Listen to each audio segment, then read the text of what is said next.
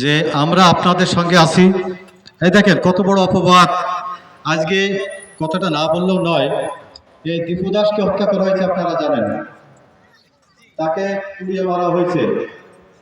ওইখানে একটা বক্তব্য দিছে, এইটা সম্পূর্ণ এআই প্রযুক্তির মাধ্যমে তৈরি করা। তারা আজকে জামাত ইসলামকে দোষ দিচ্ছে। তাহলে আমি একটু বলি, জামাত ইসলামের সঙ্গে যখন বিএনপি জোট করে এই 17 বছর টিকে ছিল, জামাত ইসলামের সাথে যদি বিএনপি জোট না থাকতো, ওই 17 বছর কিন্তু ওরা জাতীয় পার্টির মতো খান খান হয়ে যেত। একমাত্র জামাত ইসলামের পরে ভর করে কিন্তু টিকে ছিল, এবং সমস্ত অপকর্মগুলো তারা করত আর দোষ দিত জামাত ইসলামের। আর আমরাও কিন্তু সেটা বিশ্বাস করতাম। কিন্তু আজ ক্লিয়ার, 5 তারিখের পরে যখন শেখ হাসিনা চলে গেল, তখন কিন্তু জামাত ইসলাম তাদের শত্রু হয়ে গেল। ওরা বলা শুরু করলো রাজাকারের দল, মৌলবাদী দল। তাহলে আমার প্রশ্ন, এই 5 তারিখের আগ পর্যন্ত কেন আপনারা এই কথাগুলো বলেন নাই? শুধু টিকে থাকার জন্য।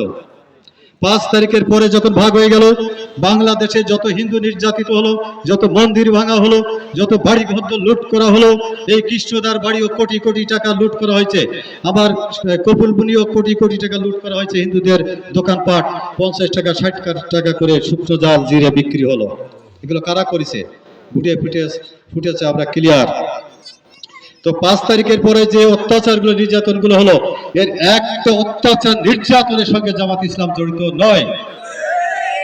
এর সঙ্গে সব ওই সেই ফ্যাসিস্ট সরকার, যে ফ্যাসিস্ট সরকার ছিল তার ছেলেবেলা, আমাদের যারা প্রতিপক্ষ, যারা নিজেদেরকে বড় দল মনে করে, তারাই জড়িত। কিন্তু আজকে আমরা তাদেরকে বড় দল বলি না।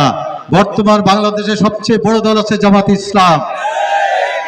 যে জামাত ইসলাম একটা ছোট দল ছিল, আপনাদের অপকর্মে, আপনাদের ব্যবহারে, আপনাদের ক্রিয়াকর্মে, আপনাদের চাঁদাবাজির জন্য, আপনাদের হুমকি ধামকির জন্য আজ জামাত ইসলাম তাদের যোগ্যতায়, জনগণকে ভালোবাসায় তারা আজ বাংলাদেশের সর্বশ্রেষ্ঠ দল। এবং সরকার গঠন করবে জামাত ইসলাম। আমার বিশ্বাস, সরকার গঠন করবে, এককভাবে সরকার গঠন করবে বাংলাদেশ জামাত ইসলাম। বাংলাদেশে দাড়িপাল্লার যে জ্বর হয়ে গেছে, এই দাড়িপাল্লার জ্বর আমরা দেখেছি। আমরা একটা জিনিস দেখেছি, যে নির্বাচনে যে 15 নির্বাচনে যে প্রচার শুরু হয়ে যায়, যাদের জয় হয়ে যায়, আজ পর্যন্ত কোনোদিন তাদের পরাজয় বরণ করতে হয়নি। অতএব বাংলাদেশের দাড়িপাল্লার যে জোর হয়ে যাচ্ছে, তাদের 100% দাড়িপাল্লা সরকার গঠন করবে।